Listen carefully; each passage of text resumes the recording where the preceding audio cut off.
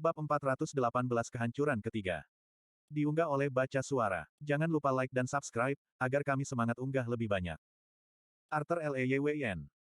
Zona itu bergetar ketika pelindung raksasa itu runtuh, dadanya ditusuk dengan panah mana yang tembus pandang dan pecahan batu, raungan terakhirnya yang memilukan tercekik oleh darah hitam. Mika, berkeringat dan berlumuran tanah, menyenggol Behemoth dengan jari kakinya, membuat mayat besar yang tertutup bulu itu menjadi batu. Matanya yang kecil dan hitam menatap kosong melewatiku dari atas moncong dan taring babinya. Dan, satu lagi, menggigit debu, kata Mika, menjatuhkan diri dengan satu lengan besar seperti sofa berbulu. Sebuah getaran mengalir melalui aether di zona itu, dan aku mengamati sekeliling kami. Kami berdiri di atas tiang batu yang kering dan runtuh. Kami harus menyeberang dari kolom ke kolom, melawan berbagai monster yang semakin besar ukuran dan kekuatannya, untuk mencapai pertempuran terakhir ini. Tanahnya adalah gurun batu pasir yang tidak jelas 1 mil di bawahnya, sejauh tiang-tiang itu kabur sebelum mencapai dasar. Zona itu tampaknya berlangsung selamanya ke segala arah, dengan tiang-tiang perlahan memudar menjadi kabut panas di mana mereka bertemu dengan langit biru lembut di cakrawala. Bu mengerang, dan aku melirik ke arahnya. Ellie berdiri di sampingnya, memberinya tepukan yang menenangkan. Regi tertawa kecil. Siapa yang mengira bahwa binatang penjaga keturunan Asura bisa takut ketinggian? Menggigil terjadi lagi. Ellie mulai memberi Regis tatapan kotor, tapi berhenti saat dia melihat wajahku. Saudaraku, ada apa? Aku tidak. Batu di kakiku retak. Semua mata tertuju ke retakan itu, awalnya hanya beberapa meter panjangnya, tetapi bahkan saat kami mengamatinya, retakan itu mulai melintasi permukaan kasar dari bagian atas tiang yang rata. Bu dan Ellie melompat ke satu sisi saat retakan itu membelah wajah kolom itu hampir menjadi dua. Kemudian, dengan suara gemerisik yang menggetarkan tulang-tulang aku, selusin patah tulang lainnya terpisah dari retakan tengah, dan batu di bawah kaki kami mulai bergeser. Di sekitar kami, zona itu meledak dengan hiruk-pikuk longsoran batu yang pecah, dan awan debu tebal mencekik udara. Portal keluar, yang disisipkan ke dalam lantai dan telah dijaga oleh raksasa itu, menyala hidup, menawarkan kami jalan ke zona berikutnya. Lira berlari ke sana, kakinya hampir tidak menyentuh permukaan yang runtuh saat dia berlari. Jangan lewat, teriakku, dan dia meluncur berhenti tepat di luar bingkai persegi. Stabilkan platform jika kamu bisa. Saat Mika dan Lira bergegas mengikuti perintahku, aku mengangkat Ellie dan melompat setengah lebar bagian atas kolom untuk mendarat di dekat portal, kompas sudah di tangan. Menurunkan Ellie, aku menyalurkan aether ke kompas dan fokus pada portal. Jika peta mentalku dari Sylvia benar, kehancuran jin ketiga ada di sisi lain, tapi karena kami tidak memiliki simulet, yang lain mungkin tidak akan berakhir di sana kecuali aku menstabilkan portal terlebih dahulu. Mika melompat ke titik tengah retakan dan membanting palu ke dalamnya. Alih-alih membuat kolom pecah, sihir melesat dari palu di sepanjang retakan yang menyebar, menarik batu kembali ke batu. Lira berlari mengitari bagian luar kolom, hembusan angin ajaib mengalir dari belakangnya dan turun di sekitar tepi bibir untuk menstabilkannya dengan menopang struktur dengan pita pendukung udara keras. Seperti ada hal lain yang mengendalikan mana. Teriak Mika, ada nada panik dalam suaranya. Lanskap reliktem tidak bisa diubah, Lira mendengus sambil berlari. Mereka membangun tempat ini menggunakan aether, dan kreasi mereka menolak dirusak bahkan oleh penyihir yang paling kuat sekalipun. Dengan sedikit perhatian yang aku berikan pada segalanya kecuali kompas dan portal, aku menyadari bahwa aku tidak pernah mempertimbangkan fakta ini sebelumnya. Aku telah kehilangan inti mana aku sebelum memasuki reliktem, jadi aku selalu mengandalkan aether untuk bertahan hidup di sini. Meskipun masuk akal bahwa niat jin akan menghalangi memungkinkan pengujian di dalam untuk hanya membuat ulang zona dengan mana, itu juga menyarankan bahwa, dengan pemanfaatan aether yang tepat, struktur reliktom itu sendiri dapat ditulis ulang. Namun, tidak ada waktu untuk pertimbangan seperti itu sekarang. Dari pinggiran aku melihat Mika mulai gemetar, bisepnya menonjol saat dia memegang palu dengan seluruh kekuatannya. Batu di bawah kaki Lira runtuh, dan dia menghilang ke dalam lubang. Dari suatu tempat di bawah, aku merasakan kolom setinggi 1 mil bergeser dan berputar, suaranya hilang dalam hiruk-pikuk batu yang berjatuhan dari segala arah. Kolom itu hancur. Lira dan aku berdiri di tepi kerangka portal, yang tidak bergerak. Ellie berdiri tepat di sampingku, tapi satu kakinya terlepas dari bingkai. Ketika permukaan runtuh, matanya membelalak dan tangannya meraihku saat dia ditarik ke belakang oleh gravitasi. Di belakangnya, Bu, Regis, dan Mika jatuh dengan puing-puing yang pecah. Beruang penjaga meraung putus asa saat cakarnya mengacak-acak batu yang tidak lagi mampu menopangnya. Aku hampir kehilangan kompas saat tanganku meraih Ellie. Jariku menyentuh jarinya, tapi aku fokus untuk menstabilkan portal. Rambutnya terbang melewati wajahnya, berkibar tertiup angin seperti bendera, tangannya mencakar udara seolah-olah dia bisa memegangnya entah bagaimana atau tidak menangkap dirinya sendiri. Terlambat, jeritan menembus udara, memohon dan tak berdaya. Mengutuk, aku melompat ke samping setelahnya dan mengaktifkan God Step. Jalur melintas dengan kecepatan yang sulit untuk diproses, terutama dengan jantung di tenggorokan. Dengan mata tertuju pada Ellie, aku membiarkan seluruh indraku fokus pada jalan setapak. Mengarahkan tubuhku ke arahnya dan membuat diriku seaerodinamis mungkin, aku mengejarnya. Rasanya butuh waktu yang sangat lama.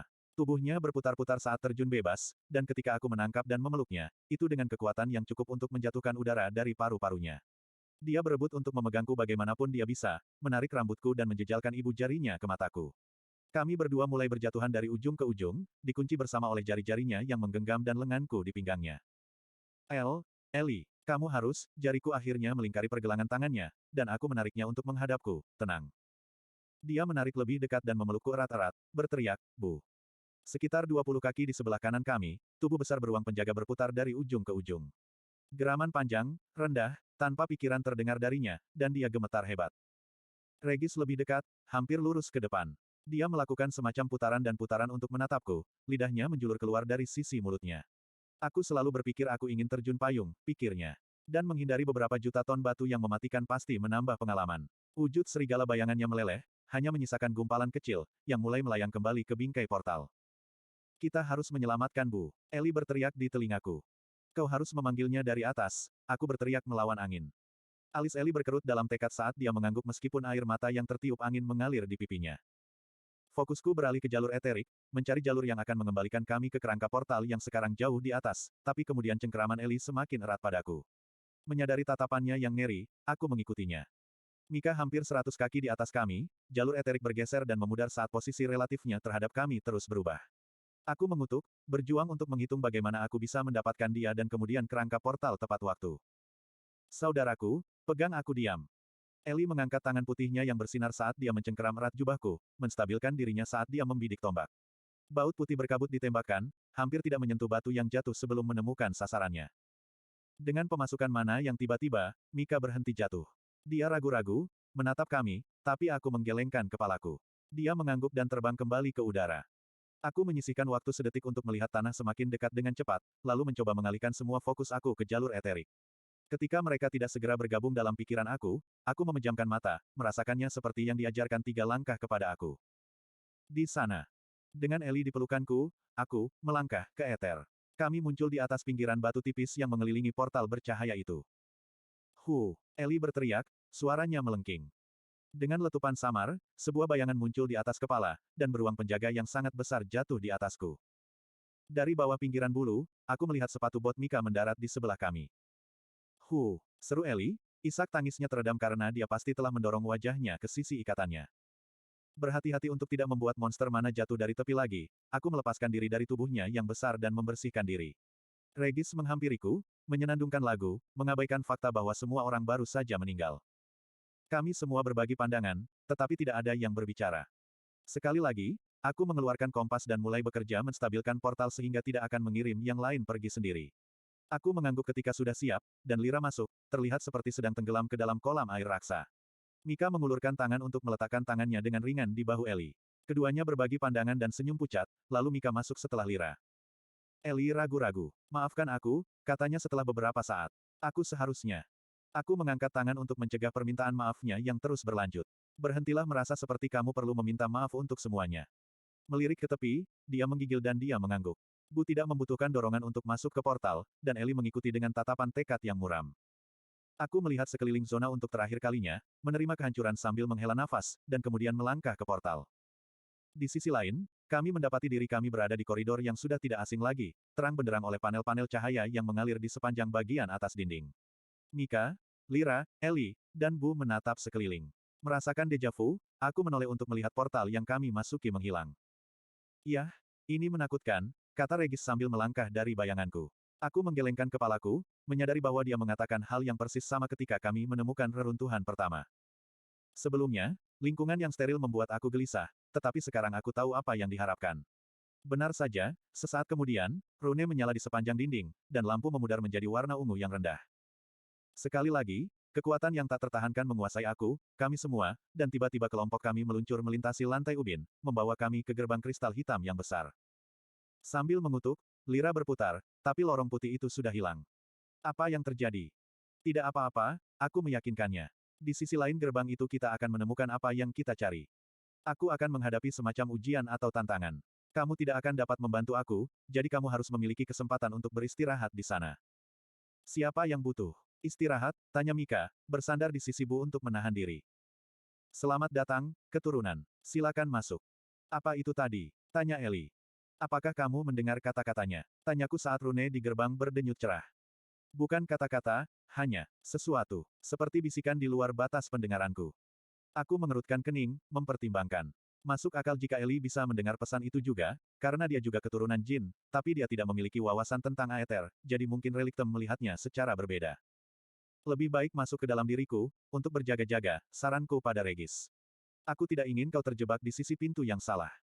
Dia menjadi inkorporeal dan melayang ke tubuhku, bentuk gumpalannya menetap di dekat intiku. Bangunkan aku ketika sesuatu yang menarik terjadi. Bagian selanjutnya ini bisa sedikit tricky, kataku, mengulurkan tangan dan menyapukan jari-jariku di permukaan gerbang yang halus. Jari-jariku menembus, kristal itu berdenting ringan saat terlipat dari tanganku, memberi ruang untuk jalanku. Mengambil napas dalam-dalam, aku melangkah ke permukaan padat, kulitku kesemutan karena belayan aneh dan hangat dari kristal hitam yang mengalir di sekitar kulitku. Segalanya menjadi gelap sesaat, dan rasanya seperti aku sedang berjalan di sepanjang dasar lautan yang hangat, lalu selubung kristal itu terbuka lagi. Kali ini, ketika aku melihat pola geometris, aku mengenalinya mirip dengan yang aku lihat di batu kunci ketika aku mempelajari Aroas Requiem. Sesuatu tentang sihir itu dan ini sama, meskipun masih di luar jangkauanku untuk memahami apa tepatnya. Aku tidak mengharapkan bahaya, tetapi aku masih dengan cepat memindai ruang di sisi lain pintu kristal. Itu terang benderang oleh sejumlah besar artefak pencahayaan yang memancarkan cahaya seperti sinar matahari. Ruangan itu dilapisi dengan rak pajangan kaca, dan di tengah ruangan terdapat lebih dari selusin meja rendah berlapis kaca. Melangkah ke layar terdekat, aku mencari plakat atau kartu yang mungkin menjelaskan apa yang aku lihat, tetapi tidak ada label pada isinya. Di dalam kaca, bertumpu pada bantal beludru ungu, ada sebuah kubus tanpa bentuk. Udara berubah di belakangku, dan kristal hitam yang bergeser terlipat menjadi ada cukup lama bagi Lira Dreide untuk masuk ke dalam ruangan, lalu penampakan itu menghilang lagi. Dengan mata terbelalak, dia menatap sekeliling, mulutnya ternganga. Apakah ini semacam museum? Aku berjalan perlahan menyusuri lorong di antara dua baris meja pajangan, memeriksa artefak. Sesuatu seperti itu, ya. Ini berbeda dari apa yang aku lihat sebelumnya. Dan aku tidak mengenali artefak-artefak ini. Bisikan gemerincing dari pintu kristal terdengar lagi, dan kali ini Eli melangkah masuk, langsung diikuti oleh Bu. Hoa, ini sangat keren, gumamnya, melompat-lompat kegirangan. Tubuh Bu sangat besar sehingga dia tidak bisa bergerak tanpa menabrak sesuatu, tetapi pajangannya tampak tetap di tempatnya, tidak bergerak bahkan saat beruang penjaga menggeseknya. Mika tiba hanya beberapa detik kemudian. Setelah melihat sekeliling sejenak, dia mengangkat bahu. Jadi ujian besar ini terjadi di museum tua yang berdebu. Bukankah itu aneh? Aku pikir itu aneh. Aku tidak menanggapi, akhirnya melihat sesuatu yang aku kenali. Di dinding seberang tempat aku pertama kali muncul, salah satu rak berisi 3 bola identik. Lebih banyak kompas, kataku, menelusuri jari-jariku di sepanjang tepi kaca depan. Dengan hati-hati, aku mencoba menggeser kaca atau membukanya, tetapi tidak menanggapi kekuatan halus. Aku juga tidak melihat cara untuk membukanya, komentar Lira sambil mengusap tepi bawah meja. Kita bisa menghancurkan mereka terbuka. Isi museum ini. Mengepalkan tinjuku, aku memukul bagian depan kaca cukup keras untuk merobek baja. Kasing itu tidak menahan kekuatan atau hancur di bawahnya. Alih-alih, kepalan tangan aku melewatinya, gambar itu bergoyang tidak jelas sampai aku menarik tangan aku kembali. Setelah kasingnya kokoh kembali, aku menekan jari telunjuk aku ke sana. Rasanya padat. Slot iklan. Kamu bisa pasang iklanmu di sini. Ketika Caira dan aku mencapai kehancuran jin kedua, tempat itu telah runtuh. Aula depan dan perpustakaan di sisi lain telah digabung satu sama lain. Mereka tidak begitu nyata. Museum ini mungkin sama, representasi visual dari tempat yang tidak ada. Ini lebih seperti, aku terdiam, mencoba memikirkan metafora yang tepat. Seperti gambar yang dibuat nyata, kata Eli, menatap dengan rasa ingin tahu ke batang berukir yang terbuat dari logam tumpul, panjangnya sekitar 1,5 kaki. Ya, sesuatu seperti itu. Bahkan zona reliktem yang telah kami bersihkan diatur ulang setelah kami pergi. Namun, mereka dimaksudkan untuk dimanipulasi, untuk menguji kita. Kamar ini bukan apa-apa, sungguh. Hanya pengalih perhatian. Ini pasti berhasil, kata Lira, suaranya penuh kekaguman saat dia hampir mendekatkan wajahnya ke salah satu pajangan. Aku menjulurkan kepala untuk melihat apa yang dia lihat dan tiba-tiba merasakan sentakan pengenalan pada segenggam kristal dengan banyak segi yang bertumpu pada bantal beludru. Gambar, wajah Jin, diproyeksikan di setiap sisi dengan ekspresi yang teguh tetapi sedih. Memasukkan ether ke dalam rune penyimpanan ekstra dimensi aku memanggil kristal yang cocok, yang telah aku ambil dari reruntuhan kedua dan kemudian aku lupakan. Saat kristal itu muncul di tanganku, Lira segera meraihnya, lalu menahan dirinya dan perlahan menurunkan tangannya. Matanya melesat kembali ke kumpulan kristal jin yang terlindung di bawah layar kaca, kebingungannya jelas. Ini semacam buku. Atau jurnal, kataku untuk menjawab pertanyaannya yang tidak ditanyakan. Atau setidaknya, itulah kesan yang aku dapatkan sebelumnya. Aku sudah membawa yang ini untuk sementara waktu. Apa yang dikatakan? Dia bertanya, hampir hormat. Aku tidak yakin, aku mengakui. Aku tidak pernah mendengarkan pesan pencipta. Eli mendekat, mencondongkan tubuh ke arahku untuk melihat lebih baik. Jadi kamu bisa saja berjalan-jalan dengan rahasia sihir kuno di sakumu dan bahkan tidak mengetahuinya. Alisnya terangkat dan dia menggelengkan kepalanya padaku. Aku sangat meragukan itu, kataku, tapi kata-kata Eli membuatku gelisah. Aku telah mengambil kristal dari perpustakaan yang runtuh, yang tumpang tindih dengan reruntuhan kedua, kurang lebih karena iseng, dan merasa bersalah karenanya pada saat itu. Namun, fokusku setelah itu sepenuhnya tertuju pada batu kunci, dan aku tidak pernah memikirkan kristal itu lagi. Bisakah kamu mengaktifkannya agar kita semua bisa merasakannya? Tanya Lira. Aku belum pernah mendengar tentang gudang pengetahuan penyihir kuno seperti itu, dan aku akan sangat tertarik untuk mendengar apa yang dikatakan orang ini. Dia menunjuk ke wajah berbicara diam-diam di berbagai sisi. Aku membalik kristal di tangan aku, mempertimbangkannya, lalu mengirimkannya kembali ke rune dimensi aku. Lira tampak kecewa saat menatap tanganku yang kosong, tapi aku mengabaikannya. Sesuatu telah salah. Sebelumnya, bahkan di perpustakaan yang runtuh dari reruntuhan kedua, aku hanya perlu mengaktifkan Aether untuk mengakses reruntuhan yang tersembunyi di bawah permukaan. Tapi aku baru saja menggunakan Aether untuk mengakses penyimpanan dimensi aku 2 kali. Mika mengatakan sesuatu, mungkin mengajukan pertanyaan, tapi aku tidak mencatat kata-katanya. Sambil mengangkat tangan, aku menyalurkan Aether, melepaskan semburan energi tak berbentuk yang tidak berbahaya yang bermanifestasi sebagai cahaya ungu yang bersinar. Sekali lagi, tidak ada yang terjadi. Agar lebih disengaja, aku mengulurkan tangan dan meletakkan tangan aku di lantai, lalu mendorong keluar dengan Aether. Tidak ada yang berubah. Aku mengetuk-ngetukkan jariku ke lantai, dan kata-kata Lira di atas kolom yang runtuh kembali teringat olehku. Aku penasaran. Aku mengilhami Godrune Rilmir.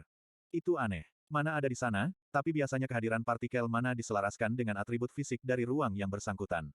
Orang akan berharap untuk melihat konsentrasi tinggi mana atribut bumi yang menempel di lantai dan dinding, mana atribut udara mengambang di atmosfer, dan, di tempat seperti ini, hanya tersisa jejak mana atribut air dan api. Tapi partikel mana tidak sejalan dengan ruang yang kami lihat sama sekali.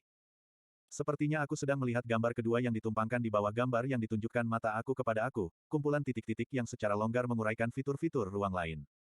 Karena mana itu selaras dengan realitas ruangan. Reruntuhan, alas, cincin, seperti di dua reruntuhan lainnya. Sekali lagi, aku mempertimbangkan kata-kata Lira. Seorang penyihir yang menggunakan mana mungkin berjuang untuk mengubah karakteristik fisik dari reliktem, tetapi harus ada cara bagi aku untuk menembus tabir pemisah antara museum dan reruntuhan di belakangnya. Aether mulai memancar keluar dariku, mengisi ruangan dengan cahaya ungu. Secara mental, aku meraih jahitan yang tak terlihat, tempat di mana ilusi terkandung dengan sendirinya berlawanan dengan yang nyata. Rasanya seperti merasakan celah di sekitar pintu tersembunyi, tempat di mana dua bagian yang terpisah tidak sejajar dengan sempurna. Jari-jari yang mencengkeram Aether aku menyentuh ujung yang bergerigi, dan seluruh ruangan bergoyang masuk dan keluar dari fokus. Mika mengerang, matanya berusaha mengikuti. Mengingatkanku saat aku mencoba mengalahkan Alfred dalam kontes minum. Apakah kamu mencoba membuat kami semua sakit?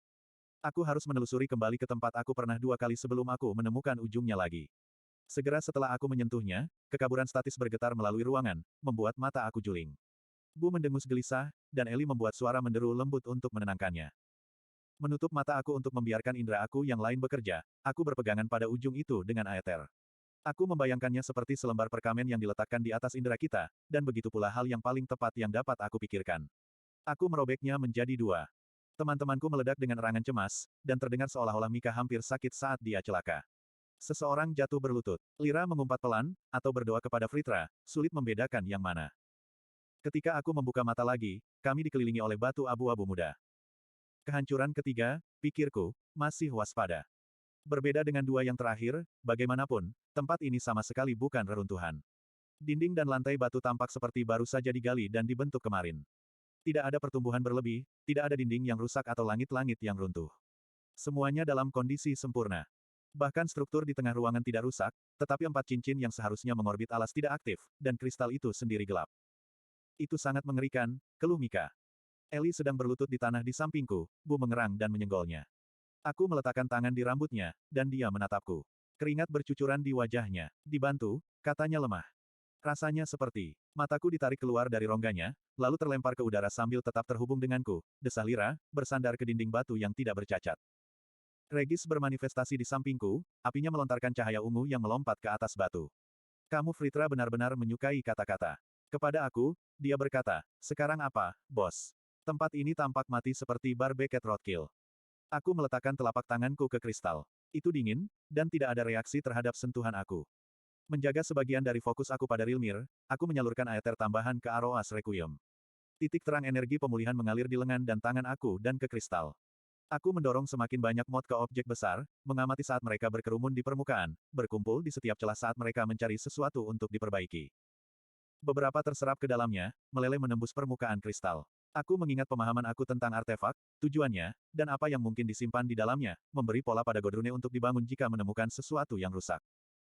Tapi, setelah 5 menit penuh, tidak ada yang berubah. Aku melepaskan Godrune, dan motifnya perlahan memudar. Kurasa itu tidak rusak. Mungkin lebih seperti kehabisan daya. Eli bertanya ragu-ragu. Dia berdiri dan perlahan berjalan di sekitar cincin melingkar. Sambil mengerutkan kening, aku mengumpulkan aether ke tangan aku dan memasukkannya ke dalam kristal proyeksi. Kristal itu menyerap aether, tetapi tidak menjadi hidup. Seperti dia sedang kesurupan, Eli perlahan meraih kristal itu juga. Ujung jarinya baru saja menyentuh permukaannya, dan percikan mana keluar dari intinya, melalui pembuluh darahnya, dan masuk ke dalam kristal. Itu berkelap-kelip dengan cahaya mendung dan redup dari dalam. Tampaknya ada sesuatu yang terjadi, kata Lira, memilin-milin sehelai rambut merah menyala di sekitar jarinya. Eleanor, bisakah kamu memberikan lebih banyak mana? Kurasa begitu, bisik Eli sambil menekan kedua tangannya dengan kuat. Sosok kecilnya menyala dengan cahaya putih saat mana murni dituangkan ke dalam perangkat. Kristal itu memancarkan cahaya lembut dan dengungan yang terdengar. Cincin-cincin itu bergeser, berguncang sedikit, tetapi tidak bangkit dari tanah atau mulai mengorbit alas seperti yang kulihat di reruntuhan pertama. Namun firasat aku tumbuh. Aku hanya bisa berharap sisa-sisa yang ditangkap dari pikiran jin apapun yang menghantui tempat ini masih ada. Rune yang menutupi tumpuan dan cincin yang tidak aktif menyala, dan sebuah suara terpancar dari kristal, tajam dan kuno dan waspada. Hidup, ke tulang tuaku, tapi, suara itu menghilang sejenak, dan Rune meredup, hanya berkedip lagi saat berkata, apakah misiku belum selesai? Tes yang diberikan, hadiah Keystone, aku telah tidur untuk waktu yang sangat lama. Untuk tujuan apa aku sekarang dibangunkan? Aku menatap Regis, berbagi firasat buruk yang terpancar dari hubungan kami.